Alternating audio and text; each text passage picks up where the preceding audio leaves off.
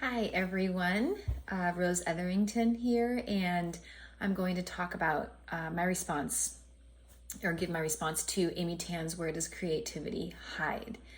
To start, I thought it was kind of sad. Watching her, listening to her, although she was funny, she had definitely had some humorous ways of portraying things. There was a sadness or a sad undertone I felt. Um, it felt like there was still trauma I could feel in her life. Like she was, in a way, I felt like she was hiding from reality. There was a little bit of a whimsical, um, you know, rather than really trying to find truth. I felt like in ways she kind of keeps some truths at arm's length and just kind of exists kind of in this sphere of not taking claim to any one belief or any one claim or philosophy or way of thinking. There's almost safety in that place of not claiming any belief system or religious system. I don't know. I felt I don't feel like she really gave one definition of creativity. Again, I felt like her talk was kind of like flowing like a river. It was very whimsical, and there was no one point where I felt like she gave an actual definition. Although I did, she didn't say anything that surprised me. I feel like everything she said like that absolutely, for a creative person, makes sense. And she definitely did shine a light on certain aspects of creativity that helped me to see things better that I already knew and was already aware of.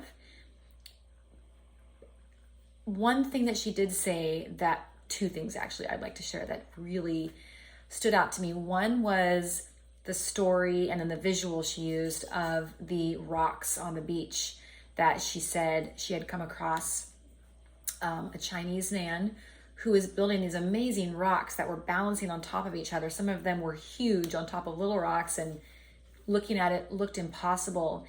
And when she asked him how he had done that, and his response was, like all things in life, it's about finding the balance. And that just really hit me hard, because balance has always been a struggle for me. I'm all or nothing. I tend to go all the way, and there are times in life, I believe, when you do have to give it all of your gusto and go hard when you're against a deadline, or it's just something that it's a one chance in a lifetime situation, or there is an urgent need. You go all gusto. But there is a tendency to burn out and to cause detriment to yourself physically, mentally, emotionally.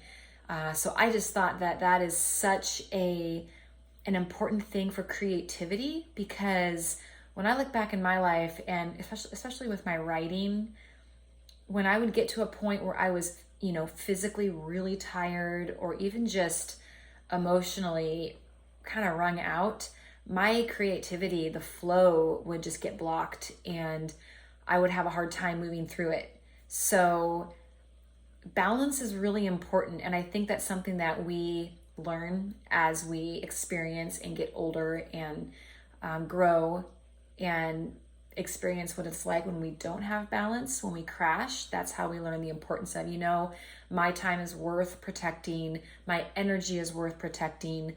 I need to find that balance. Yeah, that's something I'm getting better at. The second thing was how she ended about putting herself in a story and really letting go of her way of seeing the world, her way of interpreting things, her way of processing information, and allowing herself to become the story, to become the character, so that she could feel that empathy. And it was out of that empathy that she was able to write something. And I think that is probably the most vital thing she said. And I think that we can use that example just for life in general, that, it's easy for us to look at other people, the decisions they make, just like the story she shared about that village in China, how we may look at actions they had taken as superstitious, but once she went there and put herself in the middle of the situation, she was able to start seeing things from their perspective in a way she would not have seen had she not put herself in the middle of that situation.